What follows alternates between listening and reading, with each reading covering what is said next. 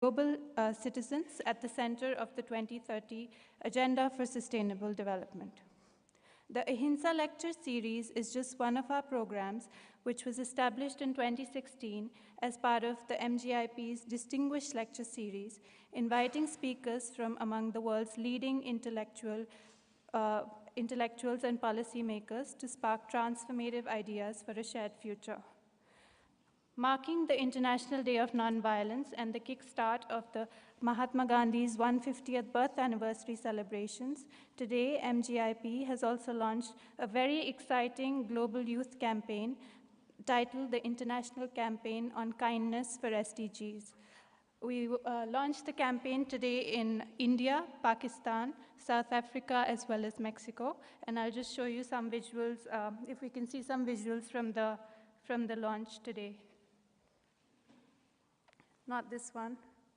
It's sorry, the kindness one.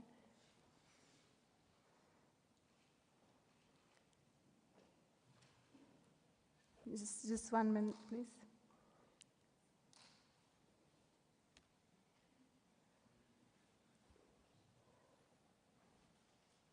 So we have the International Youth Campaign on Kindness for the Sustainable Development Goals, where we're aiming to spread a culture of kindness. The next slide, please. We've had our launch in New Delhi, in India today, this morning. Next slide. In Cape Town, in South Africa. And in Pakistan, in Islamabad. So see, these are some of the visuals we have. And of course, now we start with the Ahimsa lecture to commemorate the 150th birth anniversary celebrations. For the Ahimsa series this year, we're pleased to have very eminent speakers. Of course, we're all familiar with Sadhguru Ji, and I'll introduce them a little later, as well as Gregoire Borst, who's a cognitive neuroscientist. I would now like to invite on stage the Deputy Director General of UNESCO to say a few words, please.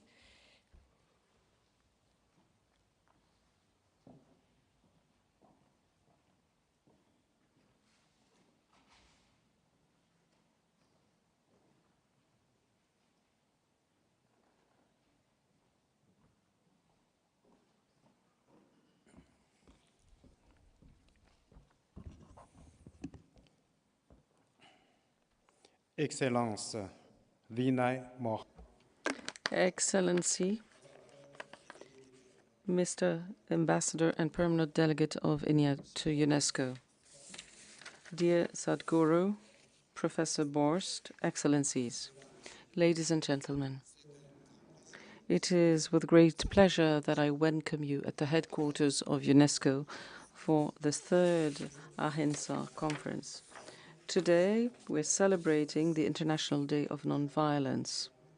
It is thus natural for UNESCO, the main mission of which is to build peace in the minds of the people, men and women. It is thus natural for UNESCO to celebrate this day in its house, a house dedicated to culture, science, education, and communication.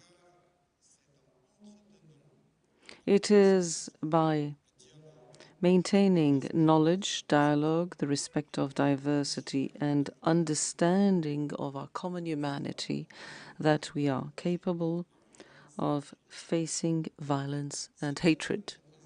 This year represents an important celebration as it marks the beginning of the celebration of the 150th anniversary of the birth of Mahatma Gandhi, a pioneer in the modern world of the philosophy and strategy of nonviolence.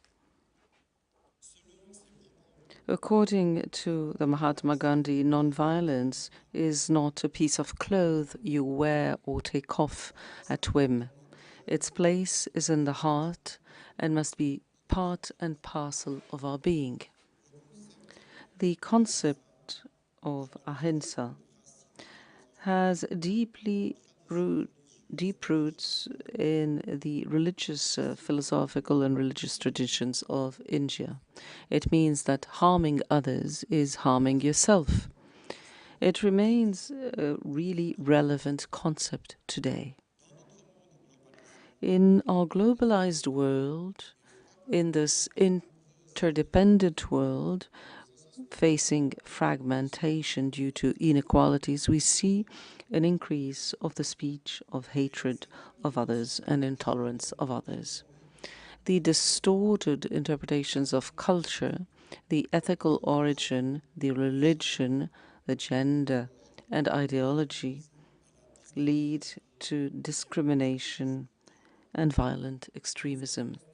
UNESCO considers that it's not only enough to fight against violent extremism, one must also stop its emergence, prevent its manifestations, and stop them before they develop.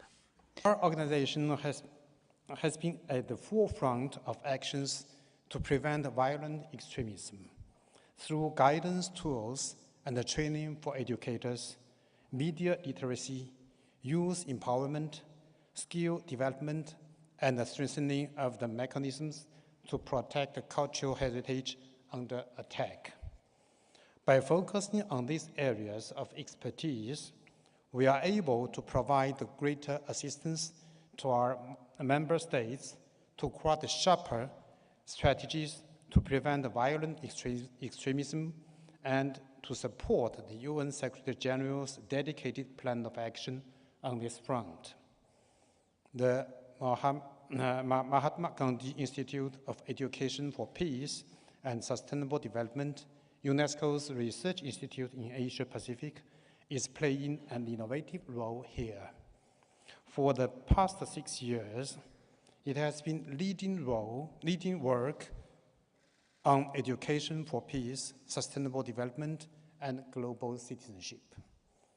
To cite just a few examples of the Institute's recent activities on the prevention of violent extremism, last year, the Institute launched the first youth-led guide on preventing violent extremism titled Youth Waging Peace, which brings together the experiences of over 150 youth from around the world who work to tackle extremism. Just today, the Institute and its global partners launched a new campaign called the International Campaign on Kindness for the Sustainable Development Goals, an appropriate accolade to Mahatma Gandhi's doctrine and a campaign we can all get behind.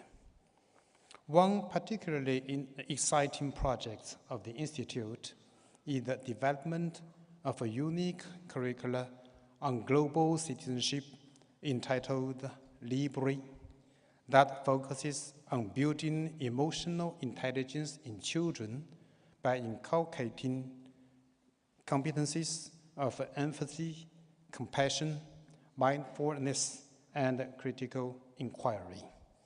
This project links closely to the theme of today's Ahimsa lecture. And I would like to take this opportunity to thank the Mahatma Gandhi Institute and the permanent delegation of India to UNESCO for this initiative. This year, we are delighted to welcome two eminent speakers who will discuss how peace can be calculated through neuroplasticity and education. They come from very distinct fields of science. Sadhguru is a renowned spiritual reformer and bestseller author, deeply engaged in improving human well-being and our environment. And Gregoire Borst is professor of developmental psychology and cognitive neurosciences of education at Paris Descartes University. Neuroplasticity at a very basic level is about renewing the hardwiring of our brains by focusing on the social and emotional part of the brain, not just a thinking part.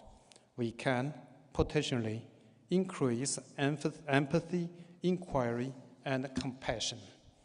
This could have fascinating implications not only for our education systems, but more broadly for addressing contemporary global challenges, including violent extremism.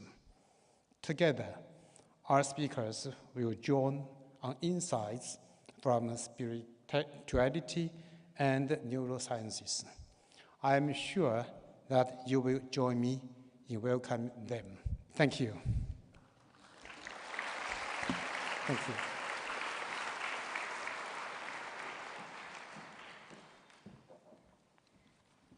Thank you very much. I would now like to invite on stage His Excellency, Ambassador of India to France, as well as the Permanent Representative of UNESCO of India. On stage, please. Thank you.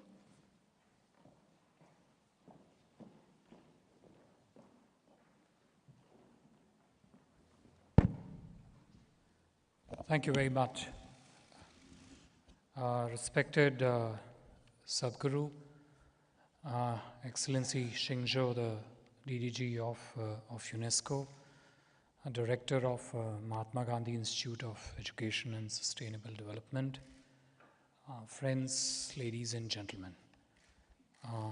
It gives me absolute pleasure to kick off the first of the events in this year, which marks the 150th birth anniversary of Mahatma Gandhi, through this third Ahimsa series of lecture, on which we would have privilege and honor to listen to the dialogue between Sadhguruji and Gregoire Borst.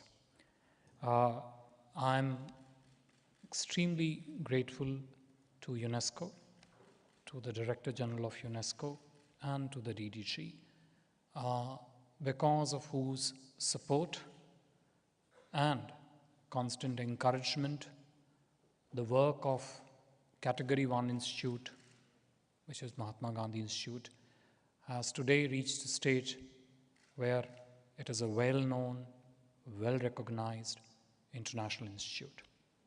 Let me also thank the director of the institute, Mr. Duriyappa, for his very strong leadership of the center and for giving us this third in the series of lectures. Today's topic, of course, is creating a culture of peace. Old, yet a very new topic. Old topic on which we'll probably have a very modern, yet perhaps always relevant take by Sadhguruji and by Gregoire Borst. Since we are celebrating 150th birth anniversary of Gandhi, perhaps it is pertinent to recall what he stood for. DDG mentioned at length some aspects of Gandhian philosophy. At a very personal level, I don't find myself adequate enough to speak anything about Mahatma Gandhi. I'll be very honest here. People with infinitely greater wisdom have spoken about Mahatma Gandhi, his legacy, and what it stood for. I would rather not try and dilute that with my two-penny worth. But I would only share, since reference was made about the launching of the global campaign on kindness, about different aspects of Mahatma Gandhi's teachings, be that in the field of education, community development, peace, etc. I would only share one very practical experience which I had a chance to connect with and on which Mahatma Gandhi had some connection. I had the opportunity to serve at the Indian consulate in Durban, South Africa. 24 kilometers from Durban, there is a settlement called Phoenix Settlement. It's today called Settlement.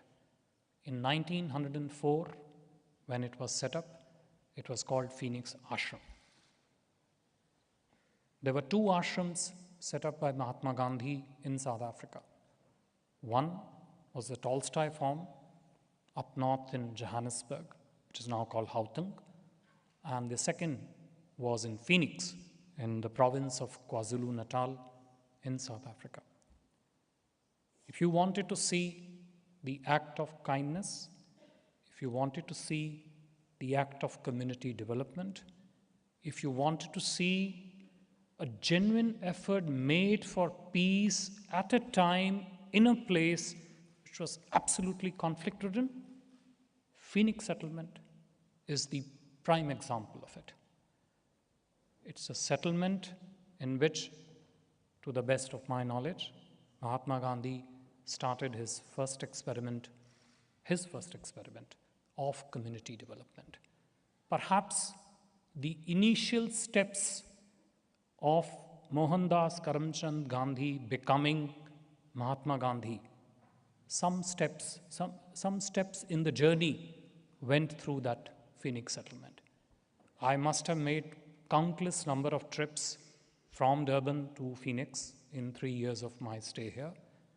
And you could, even 100 years later, this was in 1994 to 97, 3 years that I was there. Ashram was set up in 94. Even 90 years and now 100 years later, you could, you could visualize what the person was trying to do 100 years, much ahead of our times. And I think that impression which I gathered over 3 years of my stay actually obviated any need for me to undertake any academic research on what Mahatma Gandhi stood for, because I could easily visualize and relate to what he was trying to do in a community of Indians and Africans in 1904 in Phoenix Settlement, which I thought in itself was an enormous act of kindness, enormous act of community development, leading to peace and development. With these words, let me once again welcome all of you here. Thank each one of you here for being here this evening, and look forward to the enlightening and wisdom-filled words of Sadhguru and Gregoire Borst. Thank you very much.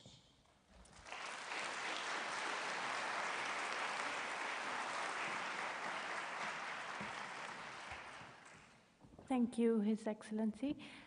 We'd like to reveal some stamps that have been released by the Government of India on the launch of, on the launch of the 150th birth anniversary of Mahatma Gandhi ji. I forgot I had to remain here for this one. Thank you. These were released earlier this morning by Prime Minister of India, Shri Narendra Modi, in Delhi.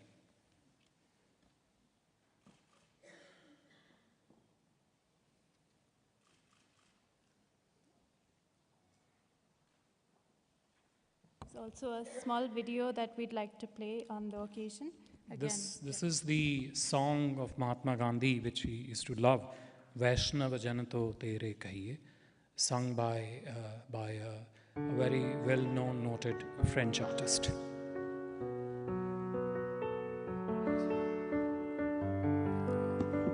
This one is actually a line art video done on Mahatma Gandhi. It's about 4 minutes.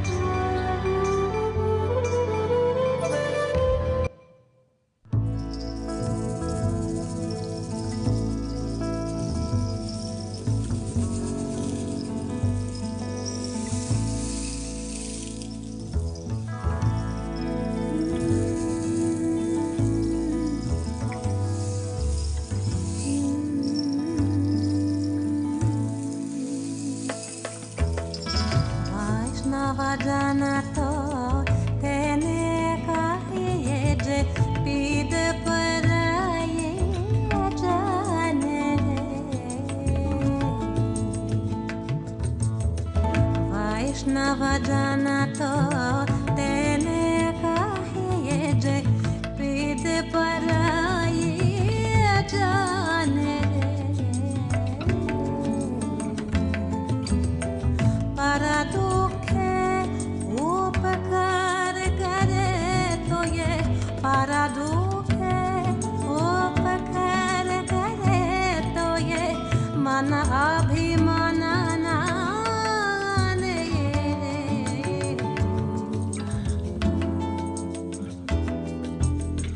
Vaishnava jane to tene kahiye je pid paraye jane re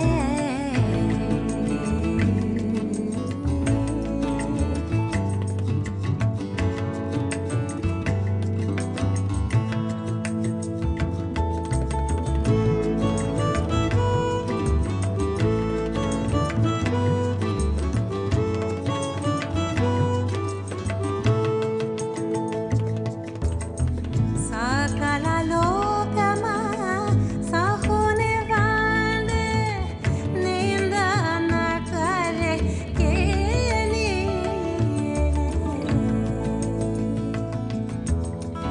vachaka chamana nischala rakhe dhana dhana janani teni re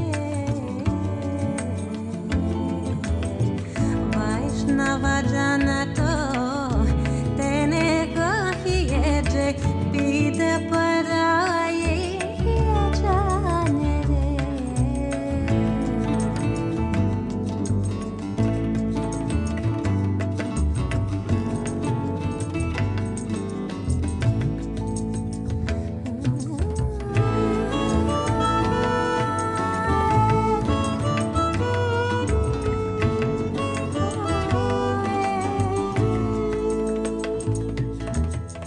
Samadrishtine Krishna tyagi Parastrijane matare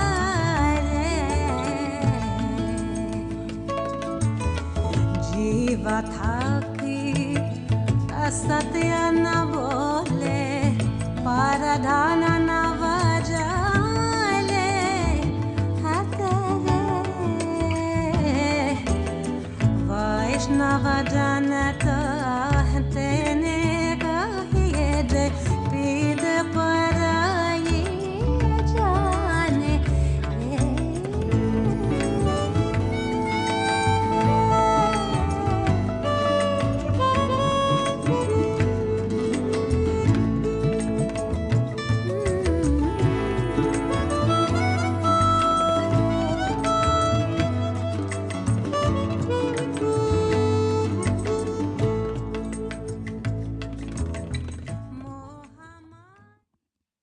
Thank you. Okay, the moment we've all been waiting for. This year, we're pleased to invite two very eminent speakers in their respective field. Sadhguru and Gregoire Borst will be engaging today in a dialogue moderated by MGIP's director on creating a culture of peace. May I please invite Dr. Ananta Duriyappa, Director MGIP, to come on stage.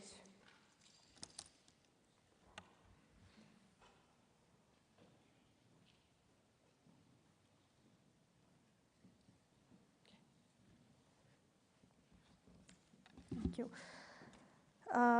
Our speaker, Gregoire Borst, is the next person I'd like to invite on stage. Gregoire is a full professor of development psychology and cognitive neuroscience of education at the University of Paris Descartes. He investigates the role of cognitive control in neurocognitive development in various domains and school learning from childhood to adulthood by combining behavioral, genetic, and neuroimaging approaches. He has published more than 60 scientific papers, 5 books, including one for kids, to explain how their brain works. Gregoire.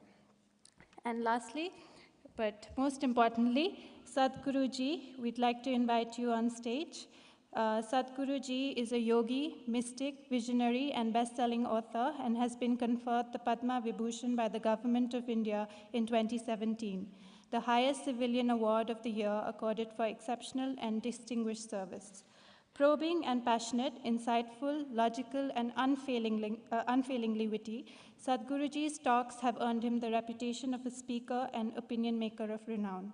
He has been a primary speaker at the United Nations headquarters, a regular at the World Economic Forum, and a special invitee at the Hindustan Leadership Summit, Australian Leadership Retreat, as well as the Indian Economic Summit and TED.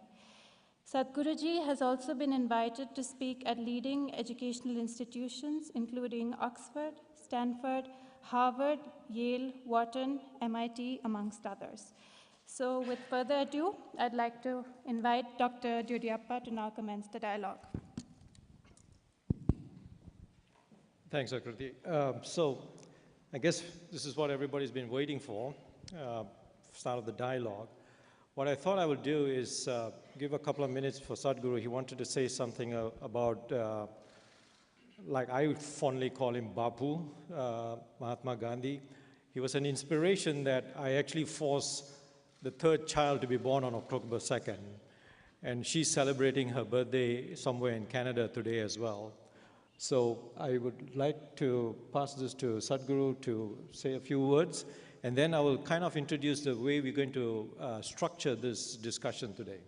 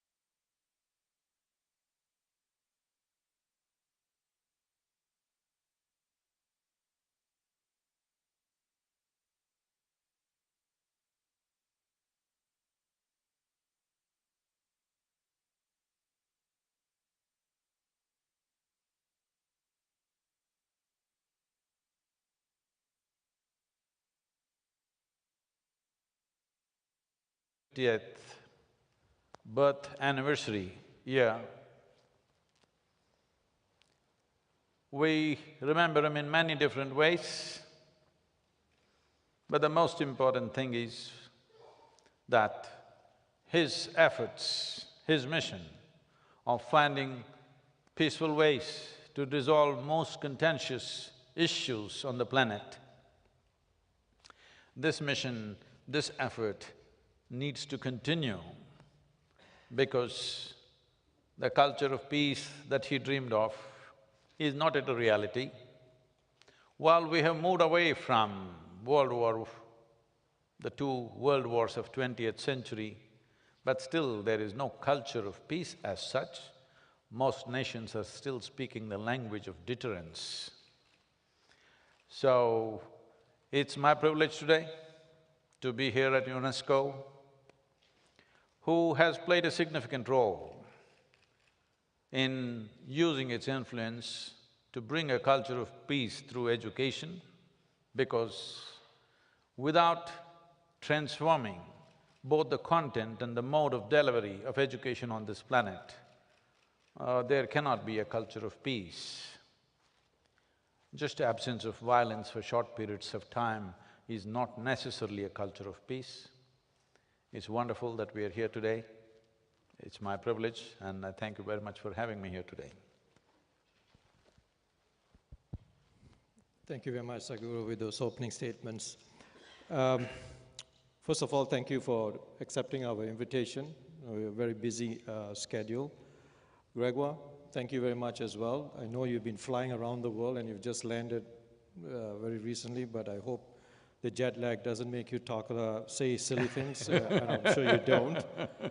But let me start off with, as Sadhguru had just alluded, in terms of the fact that we are at a time when there's so much of violence, we've kind of forgotten of what we had gone through 50, 60 years ago. One of the things that, I'm going to present it as dilemmas. So the first dilemma that I'm looking at is that we're talking about a culture of peace.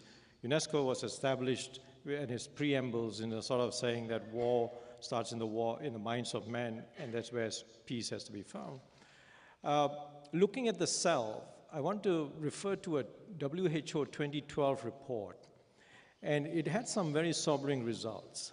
It says in many countries, 25% of young children, and this is between 13 to 15, suffer some form of depression.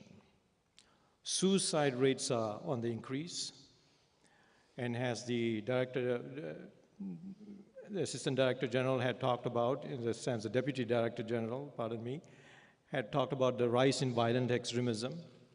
How do we even try to think about a culture of peace when most of us are having a war within ourselves? So how do we find that resolution within ourselves? So the notion of the self comes in. And I wanted to sort of throw this at Sadhguru and Gregoire, who's been working a lot on emotional intelligence, neuroplasticity, as the title is, in terms of how training of the brain is what they're talking about, contributes towards this first, what I call, initial necessary conditions before we even start talking about a culture of peace. Well, without peaceful human beings, there is no peaceful society or a nation or the world. And above all, when as individual human beings, we do not know how to keep our minds peaceful, we do not know how to be peaceful within ourselves. What are we talking about world peace? Because what you see in the world is just a larger manifestation of what is happening in human minds. Well, depression becomes a concern because it is medically diagnosed, but there are various other forms of violence which are happening within the mindscape of an individual human being. We do nothing about transforming individual human beings, but we have a lot of slogans and movements on the street about world peace. Such a thing is not going to happen, because unless we create peaceful human beings, there cannot be a peaceful world, because minus the human beings, the world is just great as it is. So it's only you and me which is the problem. So what can we do about it? My entire life's work is just this, individual transformation, because without individual transformation, there is no such thing as universal salvation, there's no such thing. Because world, society, nation, these are just words. The reality is just you and me. How are we within ourselves right now? So we can talk about peace to individual people, but when they are pushed, when something that's dear to them is lost or something is threatened, they will get into different modes. So the entire system of yoga is just this, to create a chemistry of peacefulness, because human experience, whether it's peace or stress or anxiety or tranquility or agony or ecstasy, every human experience has a chemical basis to it. In a way, this is a chemical soup. Are you a great soup or a lousy soup? That's our only question. If we give the same soup-making ingredients to all the people here, well, they will not all produce the same kind of soup. They will make hundreds of varieties of soups with the same ingredients. That's all that's happened with us. Fundamentally, we are the same ingredients, but just see in how many ways we have become. So, is there any part of education which is addressing how to handle human faculties of memory, of present keenness of experience and imagination, how it runs, and above all, human chemistry, how to handle these things? We are not doing anything for the individual human being, but from early age onwards, they are just piling up information about how to deal with the world. Violence is not just war. The very way we're treating the planet is violence. The very way we're walking upon this planet is violent. Our lifestyles are violent. Now, if something has to change in the coming generations, first and foremost thing is large-scale effort to create peaceful human beings, individual human beings being peaceful within themselves by their own nature, not because of the ambience in which they are in. Everybody is peaceful when they're in a good ambience. When things go wrong, when things don't happen the way you want, to be peaceful. This needs a chemistry of peacefulness. As there is a science and technology to create external well-being, there is a whole science and technology to create inner well-being. Unfortunately, our education systems have completely diverged from those things. We are just interested in getting our children into a factory-like situation where everybody is going through the same extruder and they're supposed to fall out in the same shape. But that is not how human beings are made. Well, Gregoire is going to tell us how even the shape of the brain can change. Well, we definitely all the same. I mean, the brain in each and every individual works a bit of the same way. What if they don't have one? Except you don't have one. But most of the time we do have one, so I'm trying to say, generally speaking, we all have a brain. We also have a brain in a body, which is, I think, critical. It's like, that's why we differ so much with artificial intelligence, is that we have a very strong connection between our brain and our body. I mean, our brain controls all the body, but the body also sends a lot of information within the brain. So that said, we also know that we're all different. Like, the brain is shaped differently in each and every people. So you can also understand why within a similar environment, you can have like different outcome of different human being evolving in different type of environment. But going back to this idea of war within ourselves, I think more generally, if we talk about peace and how basically we can foster a culture and peace in each and every individual, there is something very interesting if you look at development. So if you look at children, especially babies, so there is like this experiment that is very interesting. If you take a six-month-old baby and you show him two puppets, and one of the puppets is interacting with the other, and in one case, the puppet you're using is actually having altruistic behavior. So it helps the other puppet to open the box in order to find what is inside the box. And then you come in with a third puppet, and then this puppet actually acts like in a selfish way, or in an aversive way toward the other. What you find is that 6 months old, they automatically choose and systematically choose the puppet that display altruistic behavior. So actually, if you come back to this whole idea of Rousseau versus Voltaire, this idea that whether we actually come to the world with an altruistic mind, or whether it's the society that let us be like altruistic, it's actually, Rousseau was right. It's like babies, like they come to the world with an altruistic behavior. So then it means it's the way we develop, or the society in which we develop, that led us to develop kind of those behaviors, selfishness behavior that can lead then and afterward to the type of kind of behavior that leads to war, basically. So I think it's also that we have to take into account. So the babies actually come to the world with a fantastic organ, like the brain, that can change all the way through childhood and adolescence, and that will mature very slowly. And we know that there are factors that will affect this brain development, but interestingly, we are basically altruistic. And you can even show that in adults, if you put the adults in a time-pressured situation, what they will display is cooperative behavior. Actually, we become selfish when we have the time to think about our behavior. So I think we need to resolve also this issue, is the type of education we give to the children, like will promote either altruistic behavior or selfish behavior. But let's think of this idea that originally they are altruistic beings, basically.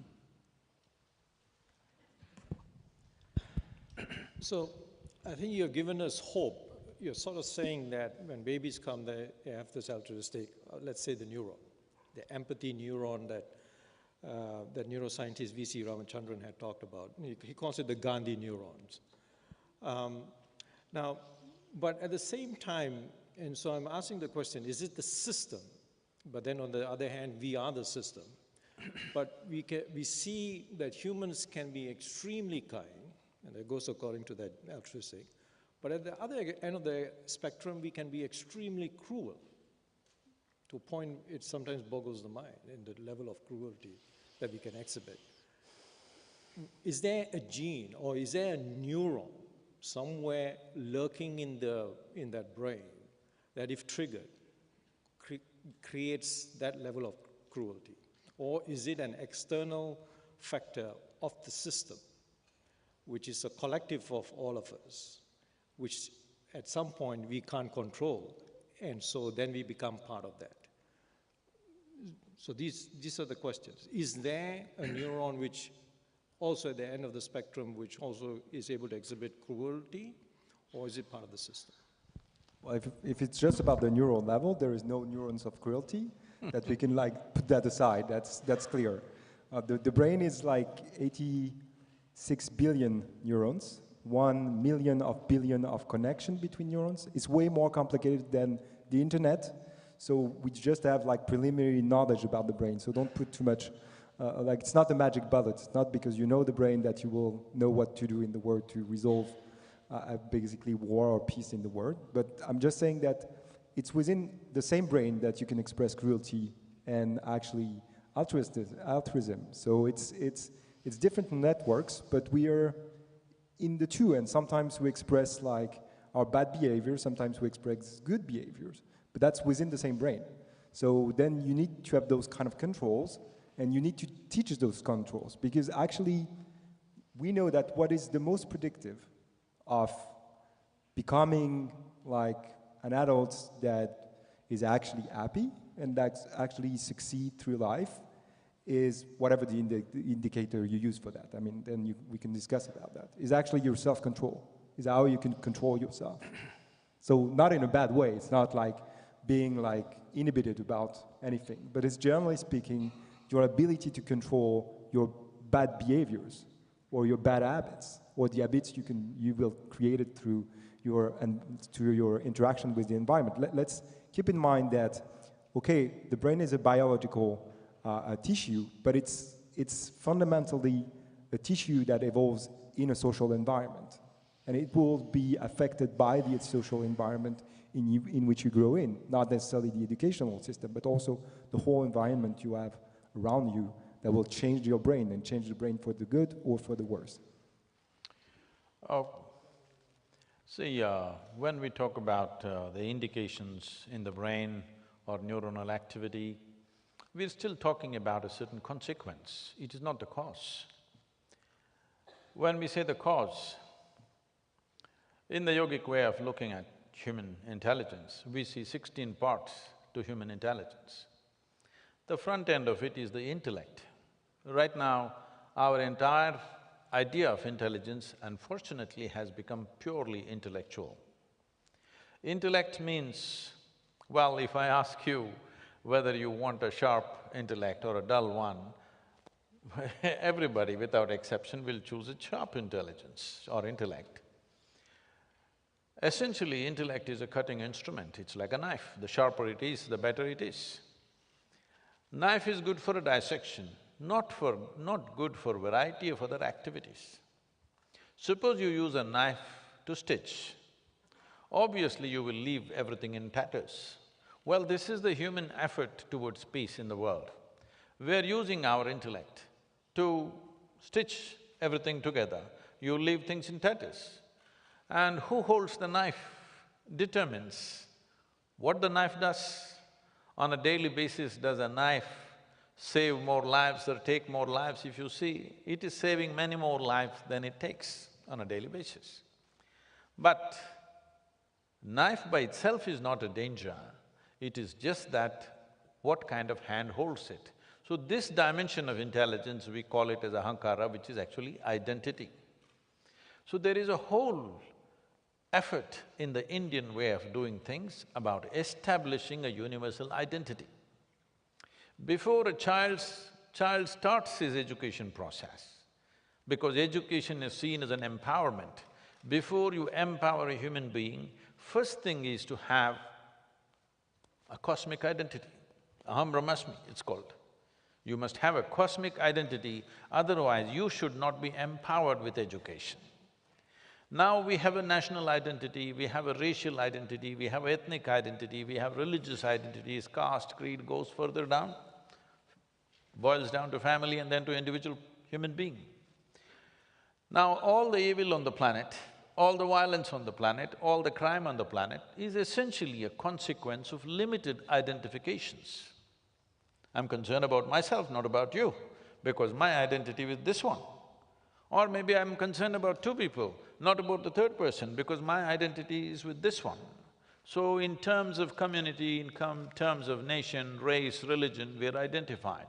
But before starting education process, always in the East, we established a cosmic identity, because only then your intelligence will work towards integration, towards a universal consciousness. But right now, we're establishing strong sense of limited identities and we're expecting peace will happen.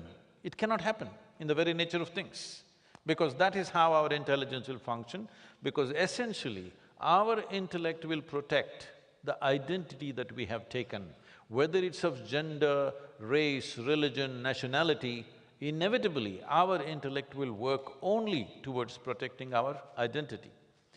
So, there's another dimension of intelligence which is called as chitta. The next dimension of intelligence is called manas, which means a silo of memory. When we say a silo of memory, there is evolutionary memory, there is genetic memory, there is karmic memory, articulate and inarticulate forms of memory like this, 8 forms of memory are there. Right now, who you are is just a consequence of that memory. The way you think, the way you feel, the way you recognize things, everything is a consequence of this memory. So it is not independent of this memory. Whichever way your memory is stored, that is the way you recognize. Who is your friend and who is a stranger to you is just a question of memory. Who is your parentage, what is your parentage and what is your this thing, what is your nationality, what is not, is essentially your memory. And beyond this, there is an intelligence called chitta, which is an intelligence without an iota of memory. Why this is significant is, memory gives us many capabilities, but memory is also my boundary. I remember you, this is my boundary. I don't remember him, that is out of my boundary. So whatever we call as memory is a certain kind of boundary. Though it enables us in many ways, it also sets a boundary for us.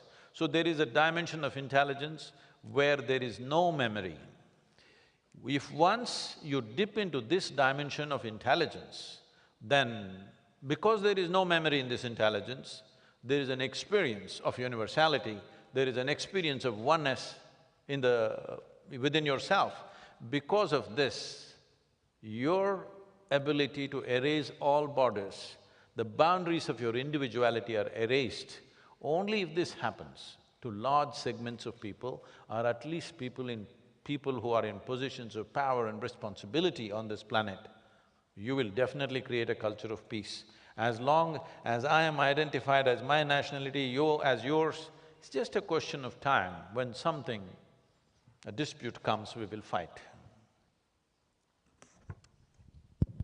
Thank you, Sadhguru. I was really hoping that you'll move towards Chitra, because that's something that has always kind of puzzled me when I've seen some of your YouTubes. Gregoire, you published a paper with Hude on consciousness and stuff, and the Chitra, as you mentioned, was consciousness, but what is interesting is an intellect without memory, and that… It cannot work. And that's bugly, especially so… Well, I mean, there is something interesting about that. It's just that, well, we definitely, memories could be related to the type of automatisms that you create. So what you were reflecting to is that the type of memories we have about past events, like, will basically create some priors in the way we're going to behave on the next, basically, occurrence of seeing someone. And I think that's also very important, is if you want to be open to others, if you want to understand that others can have different point of view on the same matters, so what we call in psychology theory of mind, so the ability I have to basically understand that you can have different mental state as me, and that I can also appreciate that it's okay for you to have a different state of mind regarding a similar matter. That's something that develops through life. And what is interesting is that we also have a lot of automatisms in that matters. And automatisms is great. It allows us to be extremely, very well adapted to our environment. But from time to time, it led us to make systematic mistakes. So for instance, if we take something as simple as taking the perspective of others, which is like fundamental. If you want to basically create an understanding of others, you need to be able to take their perspective, okay? Very simply put it, like, it could be a visual spatial perspective. So knowing that, like, you see this object differently from me, and that actually entails, and that's what we've been shown, that we showed in our studies, that entails, like, basically to resist your egocentric biases. So I'm interestingly looking at the world from my perspective, and what I need to do is, like, basically be able to resist to this egocentric bias in order to take the perspective of others. And so we've been, like, conducting studies in the lab lately in which we showed that basically taking the perspective of others is costly, and it's even more costly when you have stereotypes, so memories of how the other behave. So that actually drives you to be even more egocentric. So we showed that this is the case for stereotypes related to gender. This is related to stereotypes related to ethnicity. This is related to stereotypes we have about just the in-group, out-group. So the mere fact that I'm thinking that you're not part of my in-group makes it more difficult for me to take your perspective. And that's like the basic, like one of the founding block of empathy. So empathy is rooted on my ability to take the perspective of others. But Sadhguru, coming back… I'm talking about memory in a much more basic way, in the sense, suppose we feed Gregoire with Indian food for 3 months, his complexion won't change because the body just remembers this is how it should be. Or if I eat dog food for 3 months, I won't become a dog. Because my evolutionary memory 100% remembers whatever you put into this has to become only this. So, memory, as you remember, is just a small quantum of it, but the real memory is there in the body, not in the brain. Your body remembers more things than your brain can ever remember. Every cell in your body remembers how your forefathers were, or let's say 10 generations ago, how your great-grandfather looked, you don't remember in your brain, but his nose is sitting on your face, so because the body remembers. So, memory, I'm looking at in terms of… In fact, from our parents we got only 1 cell each. Obviously, it carried the whole memory in those 2 cells, and here we are. So, memory is not just of what happens in the brain, what happens in the body is much, much bigger, and by stabilizing the body, that's what the yogic system is about. By stabilizing the body, the very shape of your brain and how your brain functions can be completely altered. I'll tell you a simple thing. We, about 16 years ago, we started a school inside the yoga center. And one morning I went there for the morning assembly, all 6, 7-year-old children. They're all sitting like this, like this, like this, like this. I said, what's happening to these children? Why are they like broken tops, you know?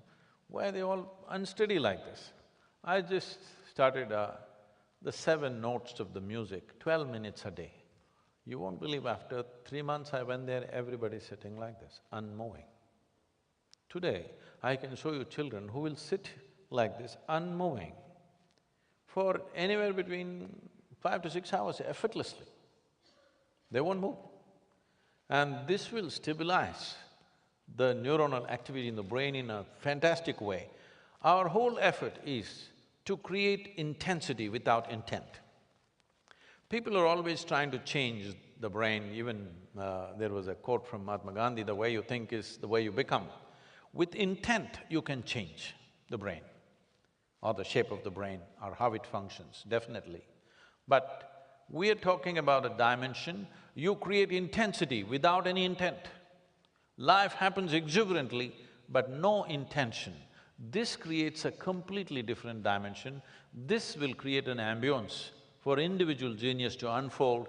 In this, you will see always, wherever, whether it's a scientific genius or a musician or a sports person, the moment some genius within him unfolds, suddenly his identity is not limited to small things, always. This kind of comes to… it reminds me of a paragraph in Daniel Goleman's book on emotional intelligence, where he talks about the intensity to a point where you get into a zone, the flow, that you're completely oblivious to anything that's going around you. And it might extend for a couple of seconds, it might extend for a couple of minutes, or sometimes we live like hours. that, And even hours. So how does one… and I'm going to move that to the education. How does one get into that flow, into that zone, without using, as you were sort of saying, the brain? See, what we call as education is for different purposes, for different people. For example, in India, India is not one nation, there are many layers of India. So you cannot apply the same thing for all of them. So we have 3 systems right now going with the Isha educational programs. We have Isha Vidya, which is the rural education, where this is mainly from the age of 6, they're starting on computers, English language, because this is designed to get them out of a social and economic pit which they're trapped in. In the rural India, in the remote parts of India, there is no opportunity for them. Unless they learn English language and know some technology, they cannot get out of that situation. So that is made like that. We have another school called Isha Home School, which is run in a completely different atmosphere. This is for the more affluent. This is difficult to scale up. Here, for every child, or on an average, for every 4.5 children, there is 1 adult taking care of them. They live in a household of 20 with a very committed couple who will be like their house parent, and they take care of them. Everything, education happens in the house except for sport, library and activity outside. Everything else happens within the home. They grow up in a very intense education mode. They're following some system in the country. They're right now following the Cambridge system of education so that they're internationally compliant. We have another school called Isha Samskriti, where if a child comes to the school, they have to come with a commitment of 12 years. Otherwise, we don't take them. Because here there is no academics. They learn only classical music, classical dance, yoga, Kalari Paitu, which is the mother of all martial arts, Sanskrit language and English language. You must see these children. They are intense, means super intense. Our effort is only to grow the human body and the brain to its fullest, without any intention, without ever asking what will you become later on. But their level of focus and commitment and the way they have evolved, these children, is a phenomena to watch. So, I'm going to transition to my second dilemma. I'm going to be a little bit provocative here. The present education system that we have. And you just alluded to three, some of them have some similarities with what we have here. Now, the thing that kind of, the dilemma here is that this present education system, we talked about a lot of kids who are having anxiety, depression. Now, if we do a really good job of strengthening this education system, and we assume that SDG 4, which is one of the global goals on education, is that assumption is that this education system is the one that will deliver, we might end up in a catastrophic situation where we have 100% literacy, but with extremely high levels of depressed people running around the world. So my question is, do we do a fundamental change in the objective of education rather than the traditional economic model that now drives, like what you have alluded during our discussions earlier on? Is it about building human capital, or is it about human flourishing for the individual, which I think the third stream of school that you had talked about alludes to? How do we tackle this? So with the kind of population pressures we have, doing an ideal form of schooling is utopian. It's not possible with the kind of population pressure we have. Millions and millions of children need to be educated.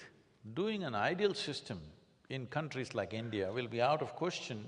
We can only do this in small numbers. Scaling that up is not a possibility.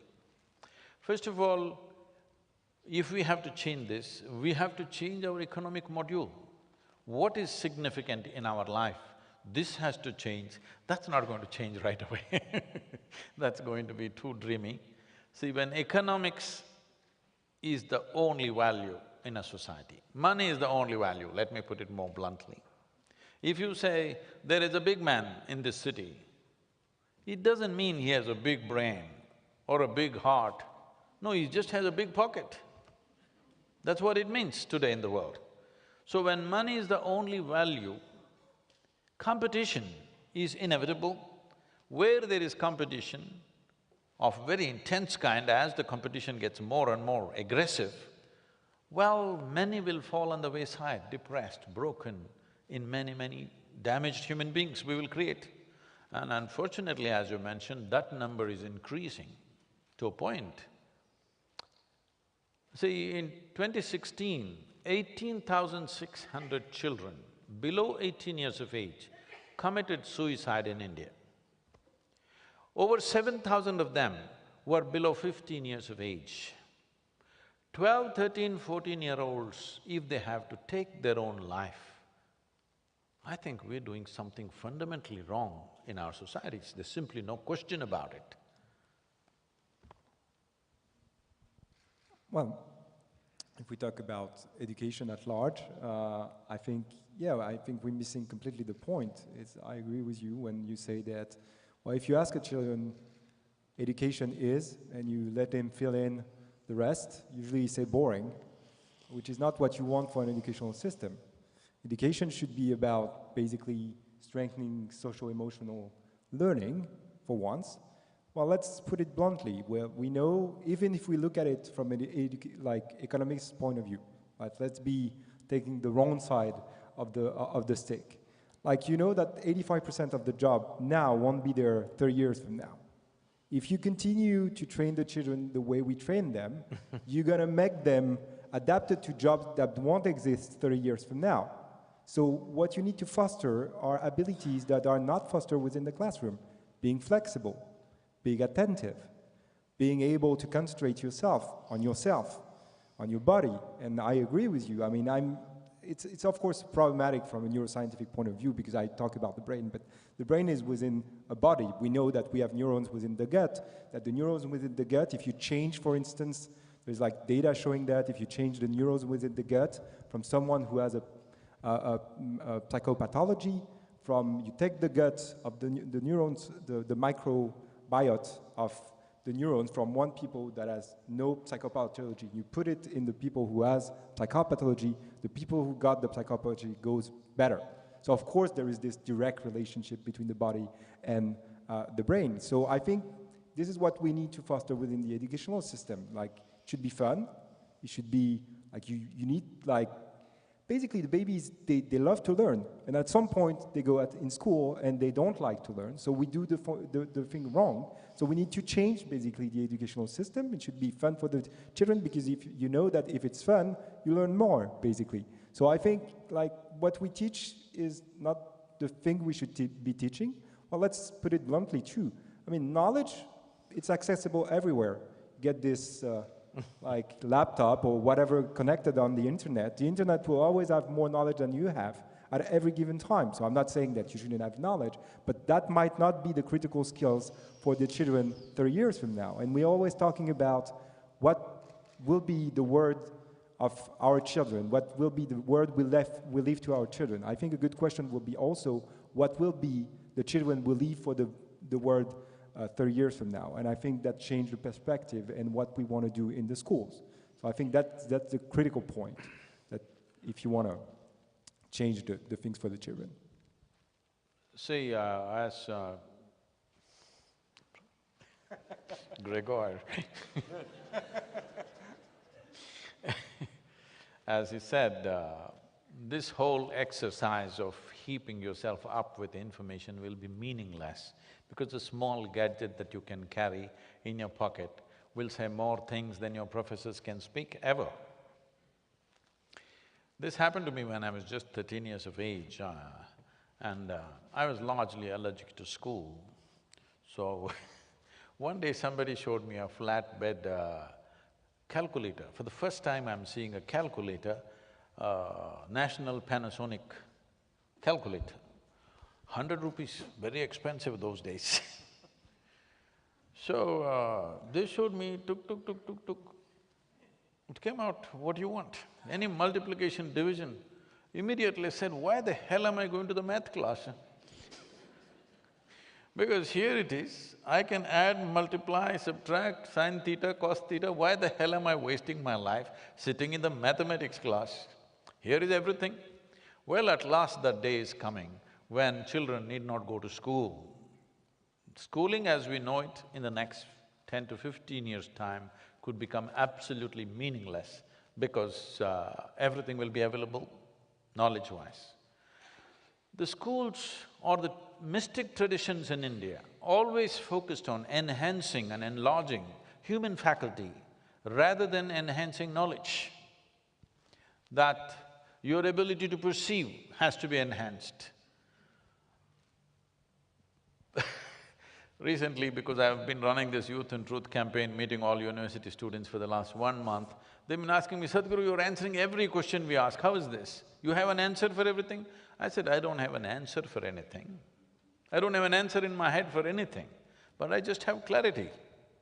I've worked for my clarity all my life to bring my faculties to that level of clarity that there is no mistake about what I see, that you see things just the way they are. I think this will be of immense value in future, because information or gathering of information becomes meaningless. There was a time when large populations were… I've seen this in the villages of India, when most of the population do not know how to read, they're illiterate. One guy, some letter comes and he reads. You should see the wonder. Actually, he's looking at the paper and saying all these things. It's truly fantastic. People sit there open mouth, gaping at him, because just looking at a paper, he's saying all this. So that time is gone. Now a simple gadget will know more than the entire university knows. So this time has come. Now is a fantastic time. This is the time for human beings to truly unravel and explore their consciousness, because the burden of carrying information, assimilating it and expressing it in the world is gone. Some people are protesting, people are inviting me to these artificial intelligence conferences. I didn't understand, why do they want me in artificial intelligence this thing? I'm not a technology person. I said, why are you guys inviting me?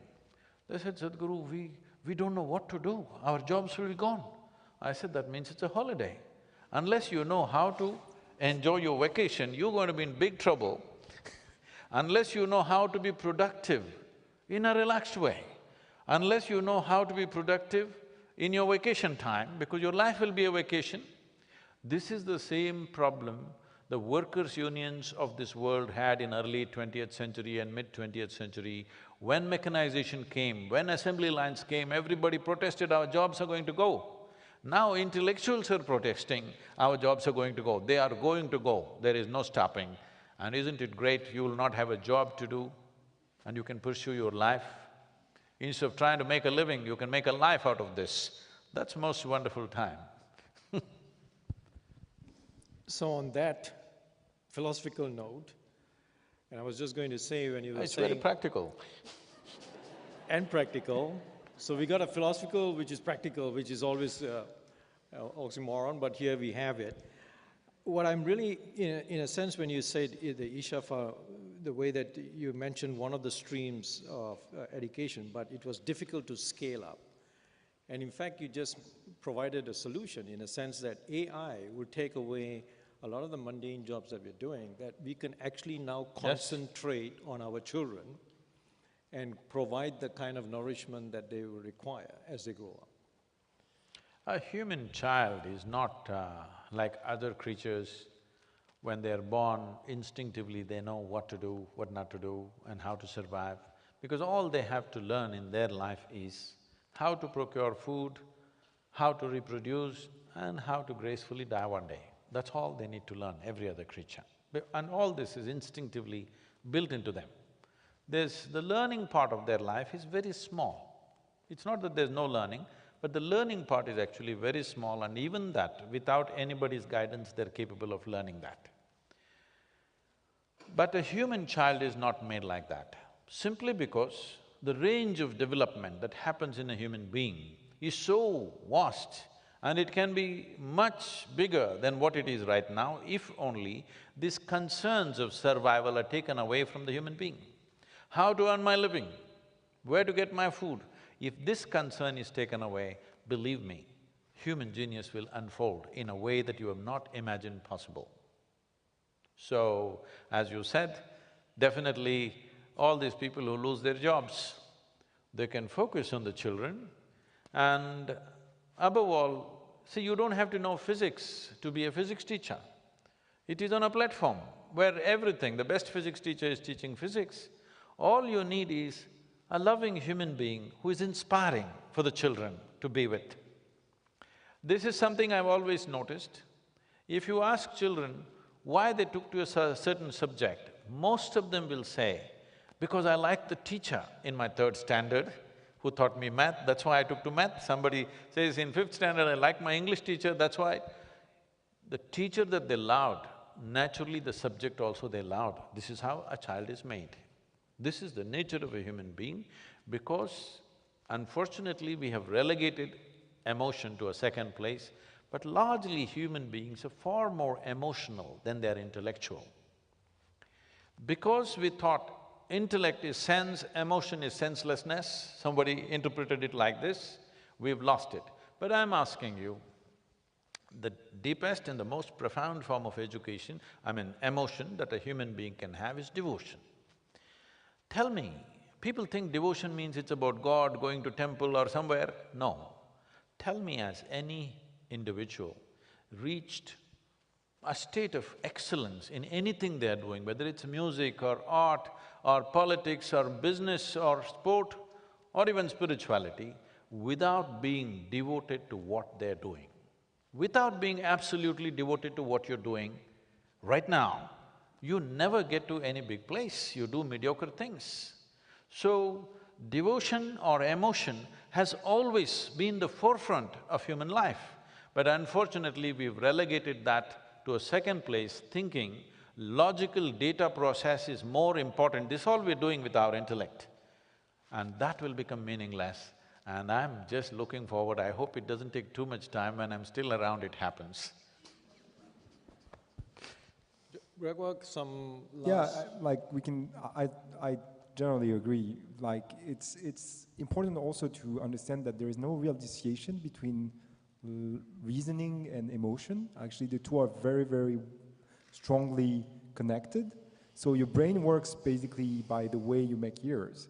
Ears, like, unfold in making emotion in our body, in our brain, and this recalling of the emotion that you basically made during like previous time helps you to correct your errors, whatever they are, in whatever subject. So basically, interestingly, we are emotional being. We drive, the learning is driven actually by emotion, by simple emotion, by also very complex emotion, such as regret, relief.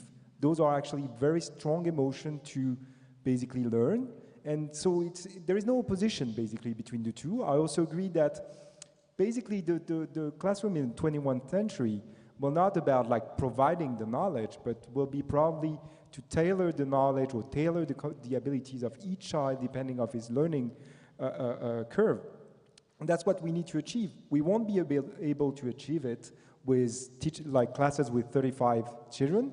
So maybe technology is a good way to help us like on this path to make the education a little more tailored to each and every individual, because we know that the more closely you're following the learning curve of the children, the better they develop. That's what works best, basically. And it works best if you have a social environment, as you said, like fostering a very strong socio-emotional environment around the children, not only at school, but also in the society, is a very, very strong leverage for their learning, whatever the learning. Even like the knowledge learning is improved by the social-emotional environment in which the children will develop. So I think that's critical. We know it has an effect on the neuroplastic processes. So the higher the social-emotional environment, the better it is, the higher the neuroplasticity, so the higher the possibility of learning. So I think, let's not think necessarily that it's dissociated. One will help the other. So if we like put the emotion at the center, we will help everything, basically. Today is Mahatma Gandhi's anniversary. So Mahatma insisted the means or how you do something is as important as the goal or what you're trying to achieve. This is why this whole non-violent way of doing things. So how people become peaceful, how people become joyful, it's a big question mark. With a drink or a drug, a whole lot of people are peaceful or joyful. Is that the way to take the world? Or it happened like this. There was a young woman who was married and the husband is abusive. Verbally abusive, sometimes get physically abusive, sometimes get sexually abusive. But she was very peaceful. One day the husband looked at her after a burst of abuse. He said, "How do you do this? I abuse you in so many ways, but you're always peaceful." She said, "I clean the toilet." He said, "What? Even when I beat you, you're peaceful. What do?" She said, "I clean the toilet." "How does cleaning the toilet help you to be peaceful?" She said, "I use your toothbrush."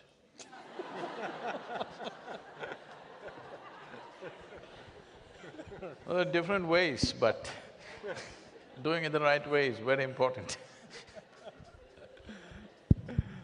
All right, on that note, I'm going to open up the Q&A. There are two mics on either side. We are running in time, so please, if you can come to the mic. I'm sure there must be questions. You must come to the microphone, that's what. To the mic, there are two in the…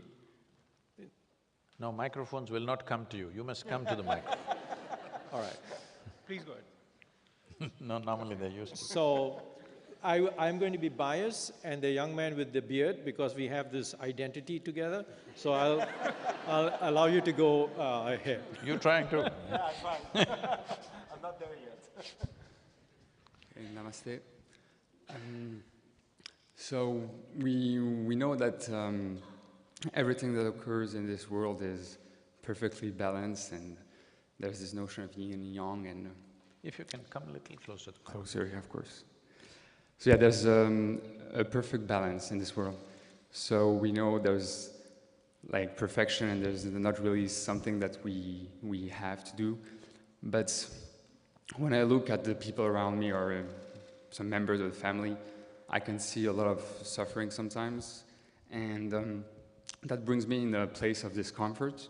So like I'm a little bit confused about knowing that everything is perfect, but at the same time, when I see the world outside of me, I feel that it's not as perfect as I want it to be. So how do I understand and deal better with this confusion? First, Sadhguru. I thought you wanted some brain reshaping.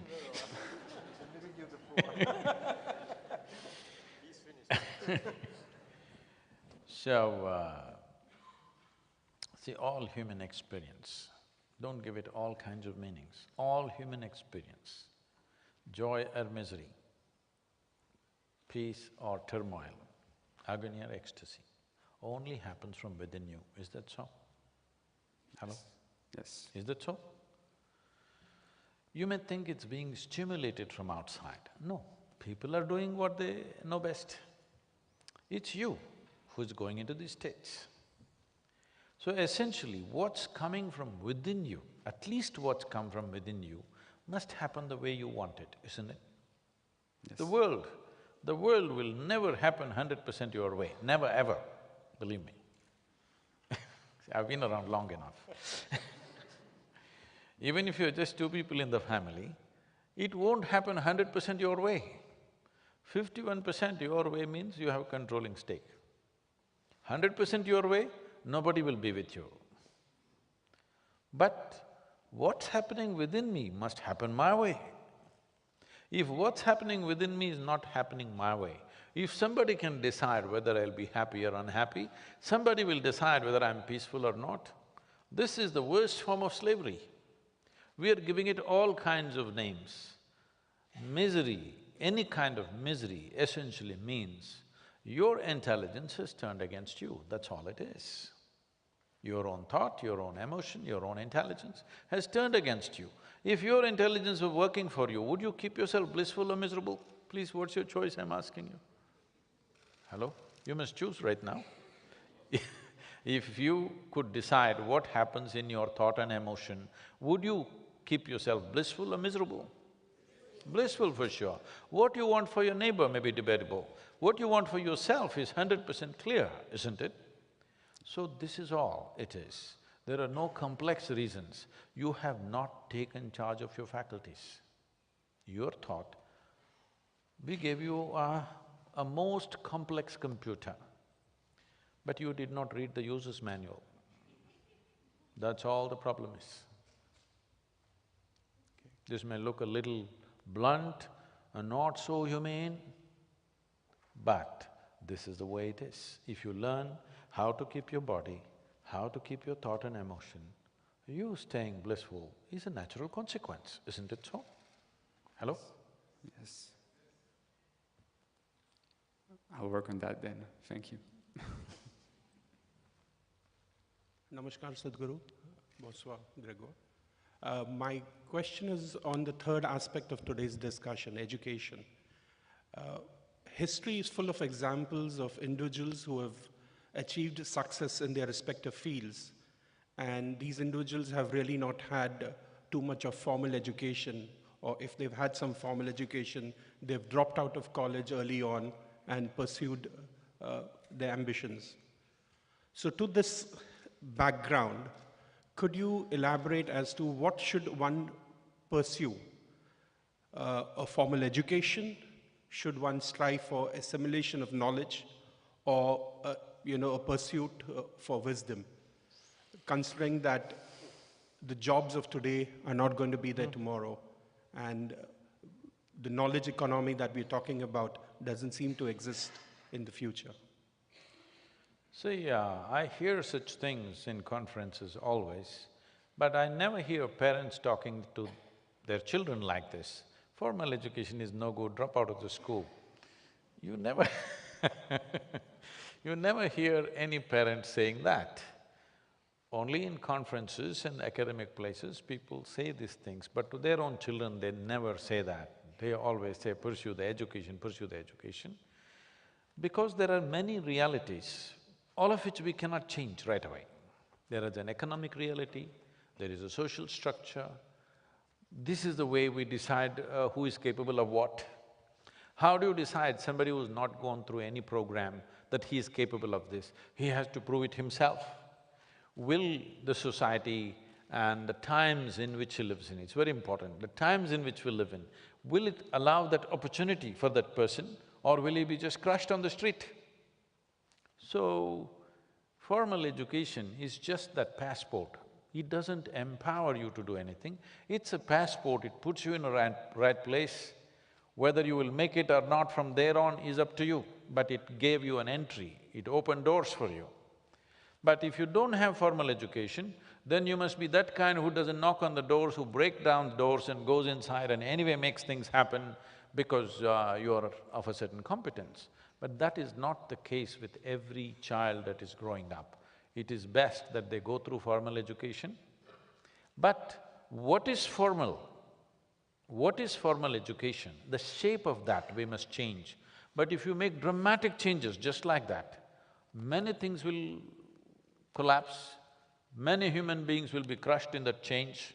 So it's very important this change is effected in a gradual and sensitive way that we must be constantly watching and according to the needs.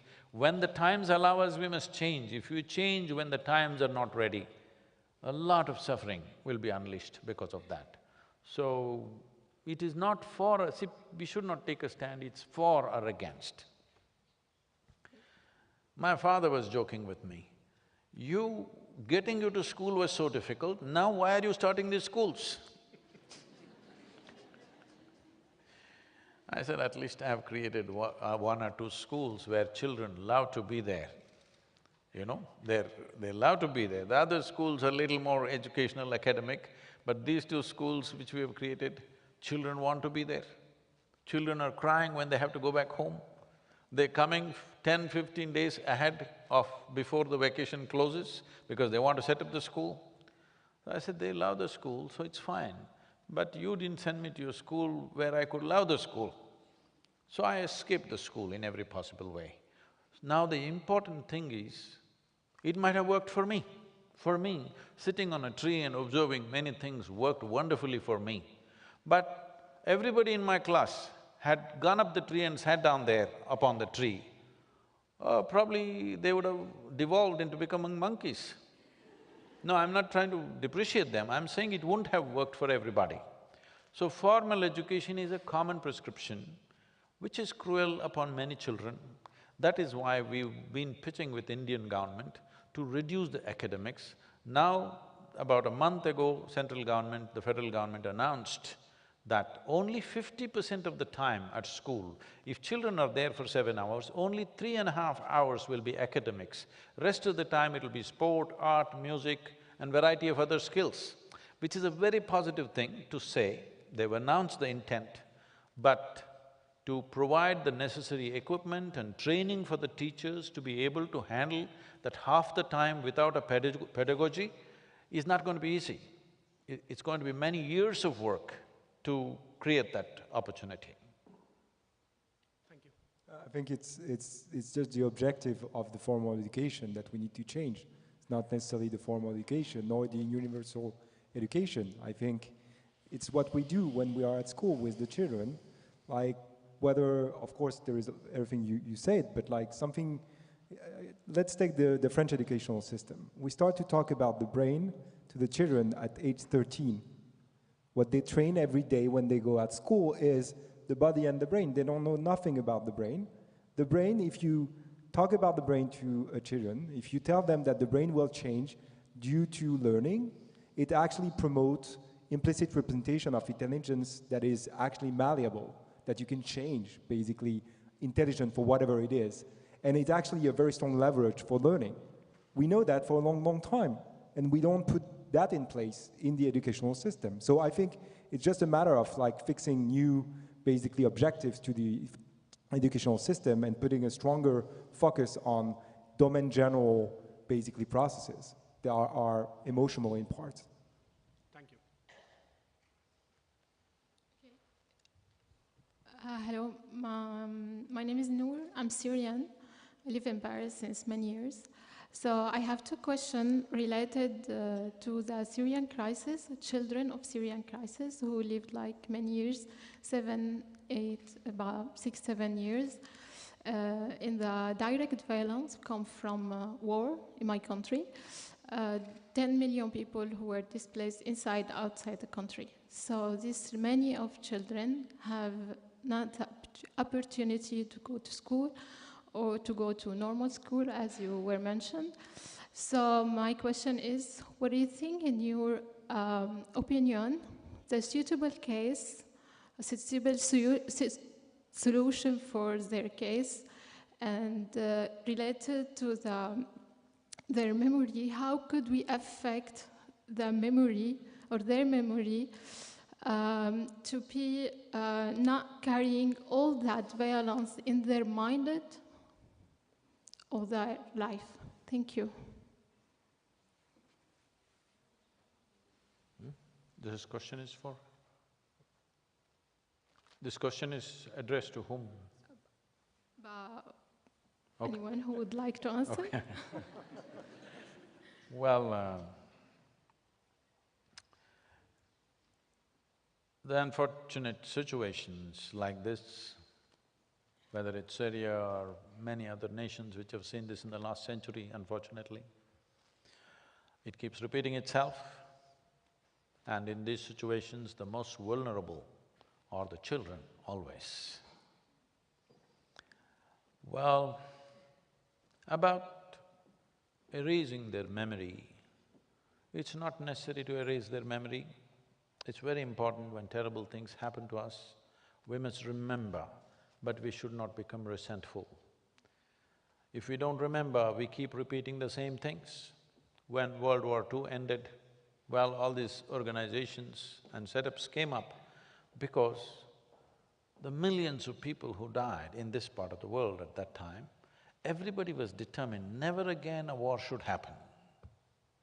That was the intent of United Nations, UNESCO and various other organizations which came up. But since 1950, they tell me, please correct me if I'm wrong, they tell me there's not been a single day on the planet where there has not been some kind of organized battle going on in some part of the world. Not a single day's break, that's what they tell me. So whether they gave us a break or not, but we know continuously things have been happening. So everywhere children are being subject to these things, and if they transform their experiences of brutality and fear into resentment and hatred for those that they believe caused these things, you will breed another generation of hatred, and that generation to contain it from not indulging in violence is going to be very difficult. So it's very important that now that it looks like, in Syria at least, it looks like the conflict is going towards a kind of a closure, I think immediately educational institutions, government, non-government organizations, United Nations, they must set up large-scale schools to, if at all, if you can call them schools, yes, schools, some way to engage the children beyond their experiences now that has happened in the last few years. This is not an easy task, but the international community need to get into this. And the most important thing is, every human being at a very early age needs to understand this one thing, that my body and my mind should take instructions from me and nobody else but me. If this one capability if we bring into a child becoming peaceful, loving and joyful is a natural consequence. Right now, somebody else decides what kind of emotions I have, what kind of thoughts I have. So if somebody else is going to decide, then there is no control over this situation. We have just not focused on this dimension of the human being, that the first and foremost aspect of all educational systems should be a child learns how to use one's thought and emotion and physical body. Right now, we are encouraging compulsiveness in so many ways. Essentially, this is a movement from compulsive existence to a conscious existence. Even if we want to see that there are no future conflicts on the planet of this scale that we are seeing in the 21st century, 20th century we thought we were done with it, but 21st century has been a continuous conflict from the day it started from year 2000, it has been on. If we don't want to see this kind of conflicts, the most important thing is human faculty should be in individual hands. Right now, it's in the hands of social leaders, national leaders, religious leaders. They can incite emotion and thought in a certain way. It's very, very important. Human faculties are always in individual hands and nobody else but you.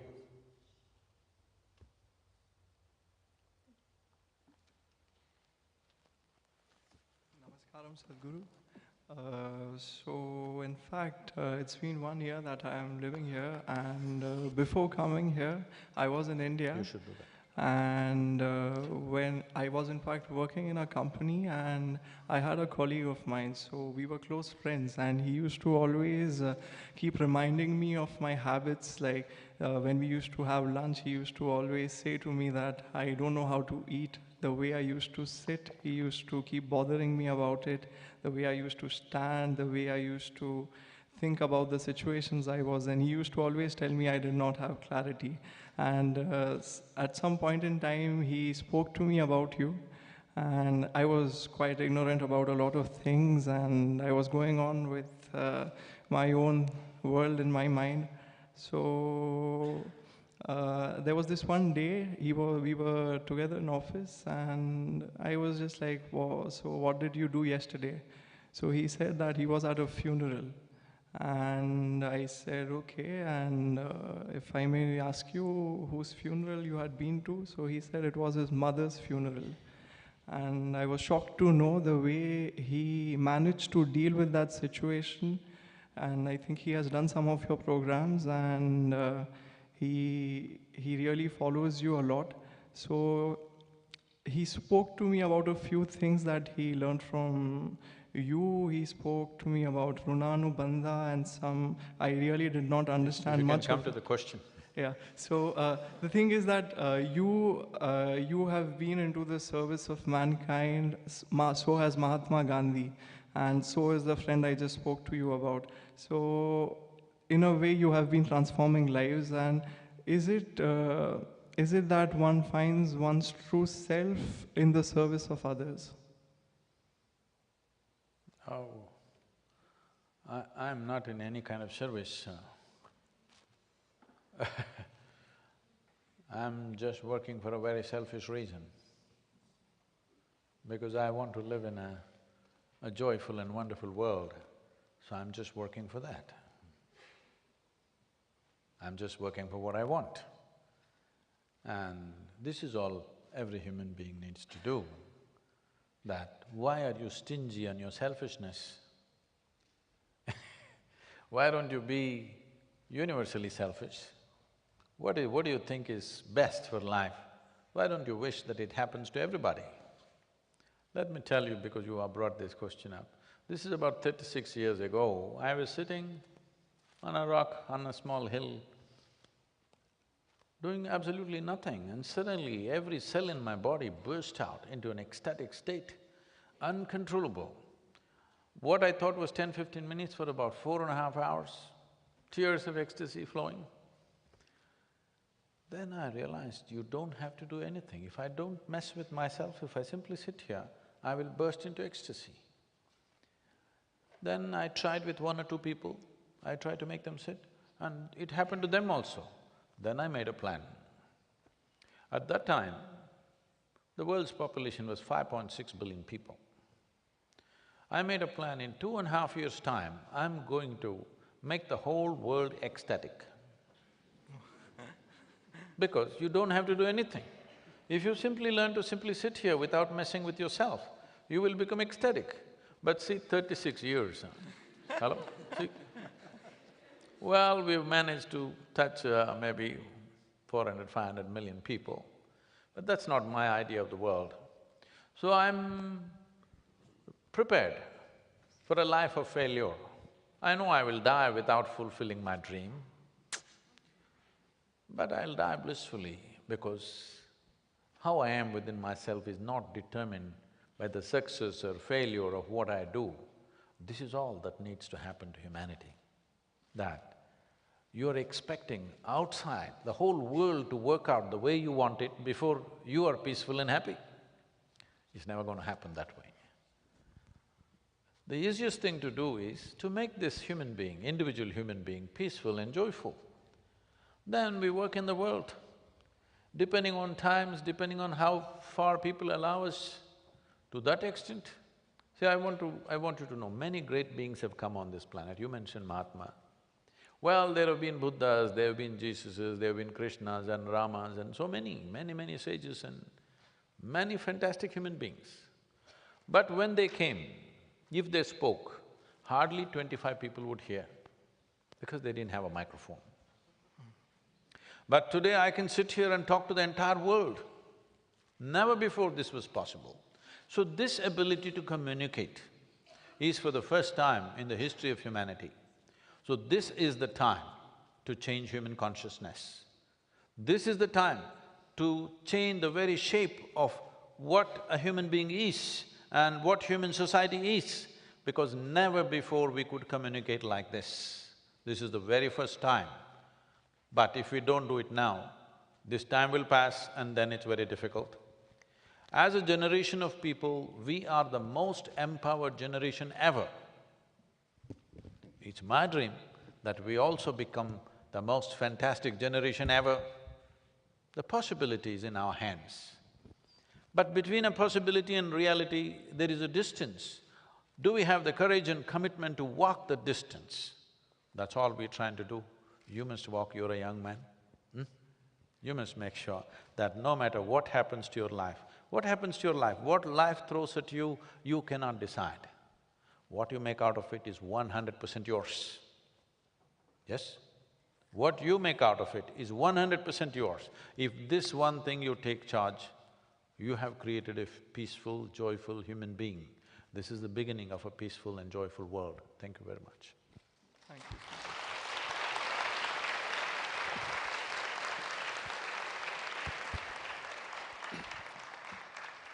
So, this brings us to the end of this. I will change the title from lecture to a dialogue. I hope it was as productive to you as it was to me. I would like to thank Sadhguru for his time, his wisdom, and I think that was a perfect ending to the dialogue. I have a couple of things I wanted to provide.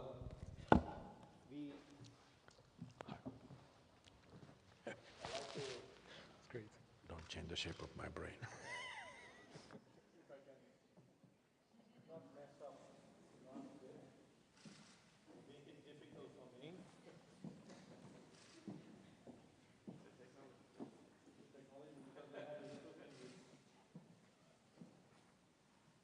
This is a gift that we give, the Gandhi book.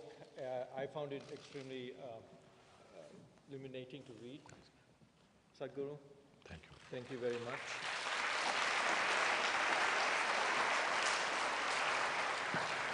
Gregor, we didn't forget about you. Oh, thanks. Thank you very much for coming and for your insights. Thank you very much. Thanks for having me.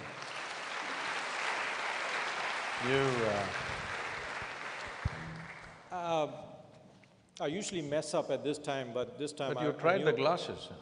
Sorry? You tried the glasses, oh no, Mahatma Gandhi's glasses you tried. I want to thank a few people. I want to thank my colleague Akriti, who did all the hard work to make this happen.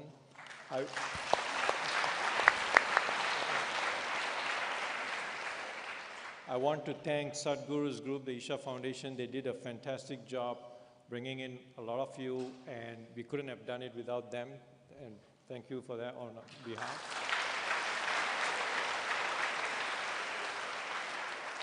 And I want to thank my UNESCO headquarters colleagues who also worked very hard to make this a successful dialogue. And with that, I'm supposed to say that there's some stuff outside. So you need to pass the exhibition. You smell the food. That's the Just use your senses, and it will take you there. And I hope you enjoy that. It was the courtesy of the Indian delegation to UNESCO. And thank you very much for coming out tonight, and wish you all the best. Thank you very much.